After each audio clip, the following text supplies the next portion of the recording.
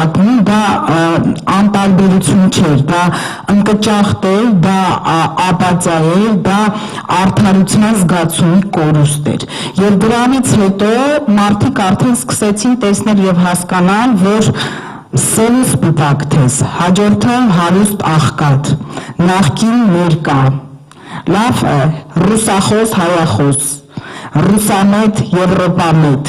Մենք երևի թե 18 թվականին լավագույն քաղաքագետներին ու պատմաբանները չէին պատկերացնում, որ այդ պառակտման թեզերը կարող են գալ, աճել, դառնալ այնպիսին, որ հասնել կպնել հայ ժողովրդի ինքնությանը եւ պատմությանը։ Ինձ թվում է մեզանից ոչ մեկը այդ ժամանակ դա չէր կարող պատկերացնել, որ հայ ժողովրդին այդպիսի թեզեր կտրվի, բացի արցախցի հայաստանցի հասկացողությունից, Արցախը պետք է թե ոչ, հետո այդ թեզը կվերջանա նրանով, որ չկա Ղարաբաղյան շարժում, չկա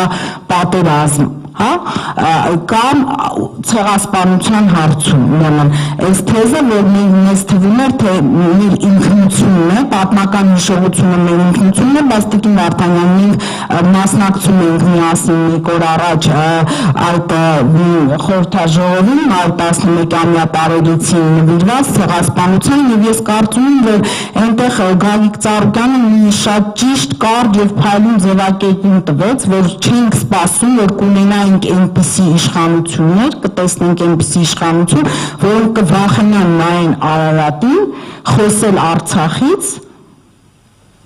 եւ խոսել ցեղասպանությունից։ Հիմա իհարկե պարոն Պարոնյանի տված թվերը ինձ ուրախացնում են, որ մենք այսօր այդպիսի տոկոս ունենք, բայց փաստը մնում է փաստ, որ այս թեզը այսօր նետված է շրջանառություն։ Հիմա թե ինչքան դա կարող է ազդել երիտասարդության եւ ինչը ավելի վտանգավոր է մատաղ սերնդի վրա, ստեղ շատ կարևոր են արդեն անհատների մտավորականության խնդիրը, այն ուսուցիչների ու դասախոսների, ովքեր մտնում են լսարան, պատմաբանների ամենակարևորը։ Ես պատմություն չեմ դասավանդում, բայց մենք տեսնում ենք, որ կա հիմա մի փաստ։ Եթե մենք ասում ենք, որ Ադրբեջանը նենգափոխում է հայոց պատմությունը, բայց մենք էլ Հայաստանում խմբագրում ենք եւ ձևախեղում ենք այդ պատմությունը։ Դա իրականություն է։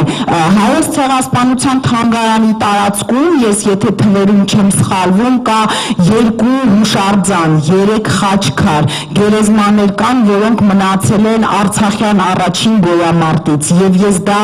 գիտեմ հստակ, դրա մասին խոսել են թանգարանի աշխատակիցները, որ երբ որ պատվիրակություններ էին գալիս այցելությունների, թանգարան անպայման, երբ որ իրենք այնտեղ լինում էին, թանգարանի աշխատակիցները դրանով նաեւ ուզում էին ցույց տալ ուղիղ կապը հայոց ցեղասպանության եւ Արցախյան գոյամարտի միջեւ։ Ի վերջո Արցախի շրջափակման 9-10 ամիսների օրերին ոչ միայն մեր ցեղասպանագետները, այլ նաեւ Լենկինի ինստիտուտը, ցեղասպանագետների միջազգային ասոցիացիան ասեցին, որ Արցախում տեղի ունեցածը դա ցեղասպանություն է հյուսման միջոցով։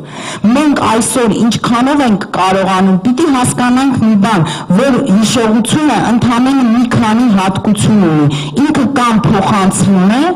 կամ խմբագրվում է, կամ ջնջվում է։ Հիմա մենք պետք է հասկանանք, մենք մեր սերունդներին ինչ հիշողություն ենք ուզում փոխանցել։ Ես մի քիչ սիրում եմ օրինակներով խոսել։ Ես պապս Սարգիս Սարգսյանը ում ծնողներին 15 թվին սպանել են իր աչքի առաջ Արևմտյան Հայաստանում, ինքը 5-6 տարեկան տղա, ուղղակի շատ ճկուն ֆիզիկապես պինդ եւ աչքաբաց երեխա եղել, քրոջ հետ ձիով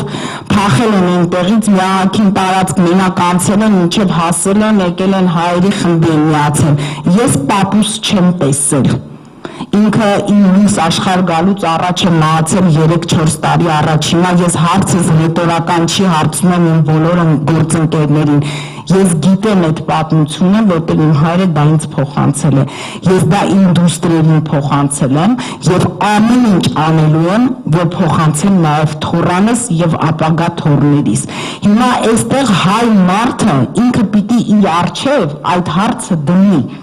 Բայց նաև մենք տեսնում ենք, որ այո, այդպես չեն ասում, ուղացեք, մոռացեք ցեղասպանությունը, արցախցի կնոջ հետ տեղի ունեցած հայտնի դեպքերի ժամանակ մետրոյում եւ վարչապետը խոսում է, ես դա հիմա չեմ մանրամասնի, որտեղ այնքան խոսվեց ու գրվեց, գիտեք ինչ, այնտեղ շատ խոսքեր էին առանցքային դարձնում, ինձ համար ամենակարևորը եւ ամենացավոտը նա էր, որ ինքը նայելով մորը, ով ասում է, որ երեխաս ուզում է իր տունը հիշում է, իր խաղալիքները եւ ուզում է գնա իր պապիկի գերեզմանին, ինքը ասում է այդ պանդուխտի գենը հանեք ձեր երեխայի միջից։ Հիմա ես հարցնում եմ հարգելի գործընկերներ, ես գնում եմ իմ պապու գերեզմանին։ Ես գիտեմ, որ նա ցեղասպանությունից փրկված ու եթե չփրկվեր չէի լինի ես իմ սերունդները։ Իմ դուստրերը գնում են թորներիս են անպայման տանելու են։ Դուստրերիս ես ցեղասպանության հուշահամալիր տալում են տարիքում եւ նույնիսկ դժվարանում էին քայլել, բայց ես գրկած իրենց բարձրացնում էի եւ հաղթահարում էի։ Մենք պանդուխտի գեն ենք կրում ի վերջո մեր մեջ, հա, պանդուխտ ենք մենք։ Թե մենք արժանապատվության հիշողության գեն ենք կրում։ Եվ ի վերջո հայ ժողովուրդը պիտի տա իրեն այն հարցի պատասխանը, ինքը պանդուխտ է ուզում լինել, թե մանկուրտ։ Մենք հիմա երկու տարբերակ ունենք, այդ երկու տարբերակների միջև պիտի, եթե նույնիսկ պանդուխտ են մեզ որակում, թեկուզ դա պանդխտություն չէ, բայց պանդխտության դեպքում ինձ թվում է պանդուխտ լինելը ավելի լավ է, քան մանկուրտ։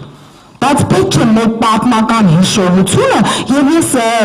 մի բան եմ անպայման ուզում շեշտել, որ պատմական հիշողությունը դրանք միայն ողբերգությունները չեն եւ դժբախտությունները չի եւ թող մեր հայրենակիցները ընտրության գնալուց առաջ ճիշտ գիտակցեն մի փաստ, որ պատմական հիշողություն է նաեւ Սարդարապատը, պատմական հիշողություն է նաեւ Արցախի առաջին գոյամարտը։ Եվ եթե մենք մի օր տունք տանք այս ամեն ինչին, որպեսզի փորձեն խմբագրել մեր պատմությունը, խմբագրեն դասավանդում այդ պատմության դասարանում, ես հիմա նախ սկսենք նրանից, որ մեզ հայրենիք սիրելու մոդել են ուզում մատուցեն, էդ էլ արդեն խմբագրվում, պարզում է, որ մենք հայրենիքը ճիշտ չենք սիրել, ասում են սա անենց մի հատ մոդել է հայրենիք սիրելու, որ խորհրդային միության օրոք է ձևավորվել։ Եվ ո՞րն է այդ մոդելը, կարող եմ իմանալ, այն Արցախյան առաջին գոյամարտին այն տղերքը, որ գնացին զոհվեցին, հա, դրանք խորհրդային միությունում մեծացած տղաներ էին, խորհրդային դպրոց էին գնացել,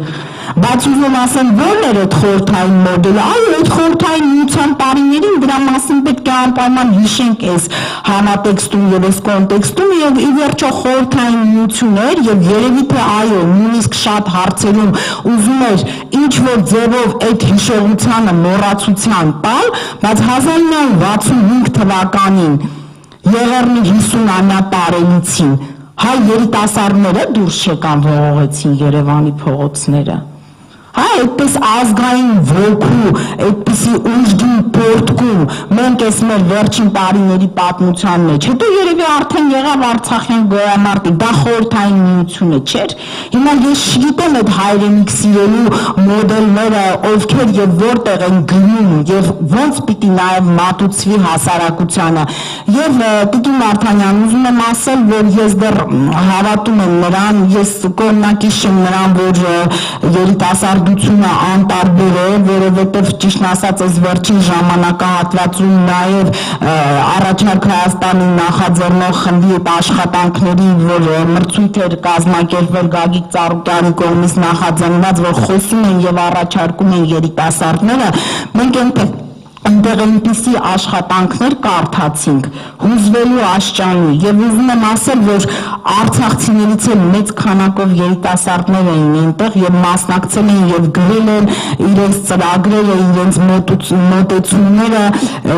եւ ես հավատում եմ նրան, որ երիտասարդությունը անպայման իր խոսքը ասելու է, ինքը հասկանում է, որ մեր պատմական հիշողությունը դա մեր ինքնությունն է եւ այդ ինքնությունը մեզանից ջնջել չեն կարող վերցնել, ինչպես չկարողացան նույնիսկ 15-16 թվականին ջնջել այն հայ որբմանուկներից, ում որ փորձում էին թրքացնել։ Եթե այն ժամանակ չստացվեց, ես կարծում եմ, որ հիմա չի ստացվելու։ Շնորհակալ եմ, եթե հարցեր կա։ Շնորհակալություն Տիկին Սարգսյան, կարևոր դիտարկում արեցիք, մեզ սովորեցնում են սիրել հայրենիքը, բայց ոչ հայրենիքը։ Իրենց համար այլևս հայրենիքը եւ պետությունը տարբեր բաներ են, իրենք չեն ասում, իրենք փորձում են տարբերակում մտցնել եւ իրական Հայաստան, իրենց պատկերացրած իրական Հայաստանում ըստ էության այդ իրական Հայաստանի կոնցեպտը հենց այն է, որ հերքում է հայրենիքի գաղափարախոսությունը։ Պարոն Սողոմոնյան, մենք շարունակենք հենց այստեղից, երբ մենք խոսում ենք պետության եւ հայրենիքի մասին եւ նաեւ պետության ու հայրենիքի կարևոր բաղադրիչների մասին։ Եվ տեսնում ենք միևնույն ժամանակ, որ այս իշխանության կողմից հենց ոտնձգություն է արվում հենց պետության կարևոր բաղադրիչների մասին, մեր բանախոսները անդրադարձան դրան, խոսքը վերաբերում է նաեւ եկեղեցուն եւ այս պարագայում իհարկե եկեղեցու արշավը որքան էլ որ իրենց ռեյտինգի համար բացասական ազդեցություն է ունեցել, միևնույնն է մենք տեսնում ենք, որ նախընտրական ծրագրում իրենք հակասահմանադրական ձևակերպումներ են անում եւ որոշում են, որ պետք է վերաձևափոխեն, վերաձևակերպեն եկեղեցու ամբողջ կոնցեպտը, այն օրներ արդեն հարկերի մասին էին խոսում, ասում էին, որ եկեղեցին պարտադիր պետք է հարկեր վճարի։ Հիմա այս իրավիճակում, որը պետք է լինի այս պատմական սիմվոլների անելիքը։ Շնորհակալություն շատ Տիկին Վարդանյան, շնորհակալություն իմ գործընկերներին, աշխատեմ հակիրճ լինել հնարավորինս։ Եվ կցանկանամ նաև ավելի շատ խոսել մեր այն հայրենակիցների, քաղաքացիների հետ, ովքեր ասում են, որ այս ընտրություններին չենք ուզում մասնակցել, որովհետև չենք տեսնում այլընտրանք, չենք տեսնում հրվաստարկվել ենք եւ չենք տեսնում այլընտրանք, կամ մեր այն հայրենակիցների հետ, ովքեր ունեն այդպիսի հարազատներ, ընկերներ, բարեկամներ, եւ հատկապես ուզում եմ մի քիչ երիտասարդների հետ խոսել, այդ 2 տարի է զրկված եմ այսպես նորմալ շփվելու հնարավորությունից։ Ես այդ մեթոդներին լավ չեմ տիրապետում իհարկե երիտասարդների բնորոշ այսօրվա լեզվի մոտեցումների, չգիտեմ, չեմ երևի այդ առումով խորացել, բայց փորձել ասել այն ինչ որ ես մտածում եմ։ Ես ուզում եմ երկրորդն պարոն Սուրենյանցին, որ սա իսկապես քաղաքական ծրագրային ընտրություններ չի լինելու։ Այստեղ լինելու է ինքնության ստուգատես, այստեղ լինելու է արժեքային հանրաքվե այս ընտրությունները։ Այս ընտրությունները լինելու է ընտրություն հայ լինել չլինելու մասին, ընտրություն քրիստոնյա լինել չլինելու մասին, ընտրություն մարդ լինել չլինելու մասին։ Ես մի փոքր փորձեմ բացել ինչի նկատի ունեմ։ Չի նշանակում ասածս, որ եթե ընտրվում է Փաշինյանը, բոլորս դադարում ենք հայ լինելուց, գերերը մեր փոխվում է կամ մենք լեզուները մոռանում ենք։ Բայց մեր դպրոցներում, որ արդեն քանի տարի դրված է այդ գիծը, մեծ թափով շարունակվելու է, որ հայկականությունը, երբ որ այն համեմատության մեջ է մտնում հայ մարավետության հետ, հայկականությունը պակաս կարևոր է։ Այսօր դպրոցական դասագրքերից, գրականության դասագրքերից, ծրագրերից հանված են օրինակ Ռաֆին եւ Նալբանդյանը։ Դպրոցի պատին մեր երեխաները կարդում են լավ սովորի, որ լավ ապրես։ Այսինքն այն ամեն ինչը որ կապված է մեր ոգևորության հետ, մեր մշակույթի հետ, այս ամեն ինչը մարդկանց համար կամ ընդհանրապես կարևոր չէ, կամ էլ փորձում են մարդիկ գտնել դրանց կարևորությունը լավ ապրելու տեսանկյունից։ Օրինակ, շնորհալու շարականը, որ եկել հասել է մեզ այն ձևով, ինչպես որ հիմա է երգվում, այն ժամանակել է երգվել, կարևոր է դա, թե կարևոր չէ, երեխան պետք է անցկացնի իր լավ ապրելու, չապրելու ֆիլտրի միջոցով։ Իսկ լավ ապրել, չապրելու բանաձևը Փաշինյանը տվել է։ Լավ ապրելը այն է, որ շատ փող աշխատես եւ շատ ծախսես։ Սա իսկապես հայ լինել չլինելու մասին է։ Տիկին Վարդանյանը նշեց եկեղեցու հետ կապված անելիքների մասին դրույթները, որ տեղ են գտել Փաշինյանի նախընտրական ծրագրի մեջ։ Ուզում եմ ես ևս հիշեցնել, որ այո, սրանք հակասահմանադրական դրույթներ են, ոչ միայն հակասահմանադրական, այլ նաև հակաիրավական դրույթներ են։ Անկախ նրանից, թե Հայաստանում սահմանադրություն կփոխվի, հետո չի փոխվի, եկեղեցու Աստված մի արածցե, կարգավիճակը իջեցվի, թե չի իջեցվի, բայց պետության կողմից խառնվել է այդպես եկեղեցու գործերին կանոնադրության փոխելու մասին խոսել,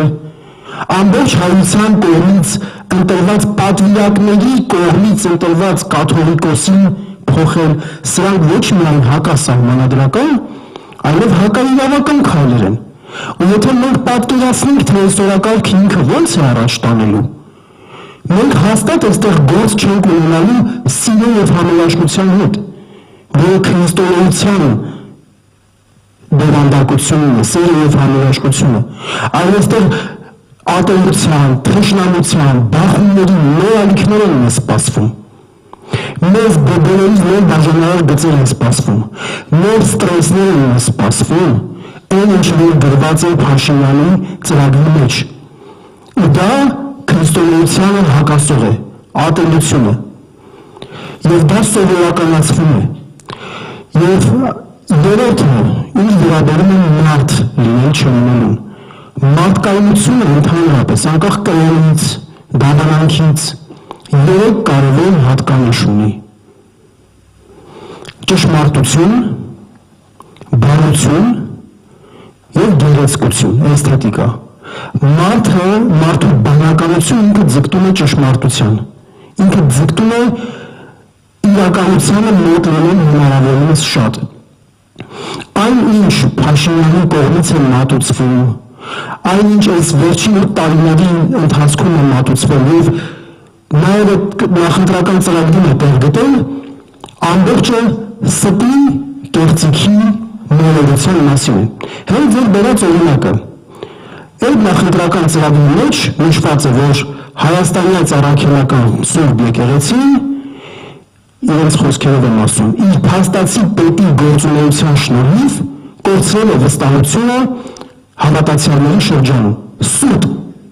Սուտ, որովհետև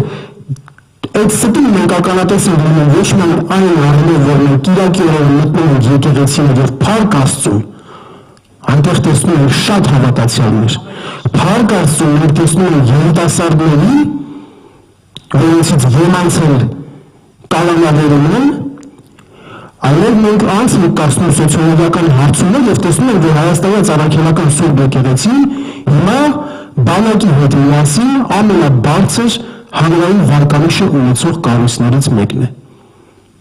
Եվ այդ սուտը, կեղծիքը, որը հականիշն է ճշմարտության, որը ընկած է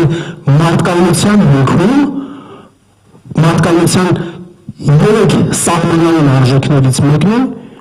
մշտապես եղել է, ես այս մի օրինակը բերեցի, բայց եթե նույնս օրինակները բերեմ, այսօր կարող է օրը մթնի։ Բարությունը հաջորդ չափանիշը, որ մարդկության ընդհանրապես մարդում է բնորոշ եւ էթիկայի մասին է խոսքը, ինչպիսին պետք է լինի մարդը։ Դրա լրիվ հակառակ մոդելի առաջարկումն է ամենահավատարիմ Փաշինյանին ամենահավատարիմ հետևող քաղաքացուն հարցրեք, ասեք, այս 8 տարիների իր հանրային խոսքի մեջ, իր արածի մեջ, դու ավելի շատ տեսել ես բարություն, ավելի շատ բարության մասին, կարեկցանքի մասին, խղճմտանքի մասին, մարդասիրության մասին է եղել նա բառաֆոնդը, թե եղել է ատելության մասին, եւ վերջապես սիրելի երիտասարդներ, սիրելի քաղաքացիներ, ովքեր որ ուներս դիմում են, ովքեր որ ամեն դեպքում այդ հարցը տալիս են, բագնան ում ընտրեն, նաև էսթետիկան, նաև գեղագիտական կողմը այս ամեն ինչի։ Դուք պատրաստ եք շարունակելու տեսնել հակաէսթետիկ են բոլոր դրսևորումները, որոնց տարիների ընթացքում տեսել եք այդ մարդու կողմից։ Ձեր երեխային պատրաստ եք ուղարկել դպրոց, սովորի դպրոցում գեղագիտության մասին եւ որպես օրինակ, որպես հակաօրինակ տեսնել երկրի առաջին դեմքին իր բոլոր հակաեսթետիկ դրսևորումների մեջ, ուտելուց սկսած, հայհոյանից վերջացրած։ Այնպես որ այն թեզը, որ իմ ձայնը միևնույն է ոչինչ չի փոխի, այդ թվում այն պատճառով, որ Փաշինյանը իշխանությունը չի տա ընտրությունների միջոցով,